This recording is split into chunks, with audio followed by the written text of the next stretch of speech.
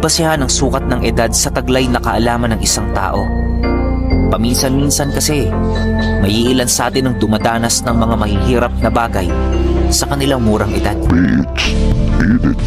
Ang pagkakaroon ng maraming pagkakamali sa nakaraan ang nagbubunga at naghuhubog ng isang tao upang mas lalo itong gumaling sa kanyang pangkasalukuyan.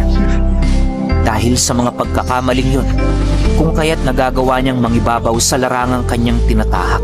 Hindi ako magiging ganito kagaling kung wala akong pinagdaan ng mga pagkakamali. Kung pagkakamali yung pag-uusapan, ay napakarami ko ng sinakripisyong bagay na labis kong pinagsisisihan.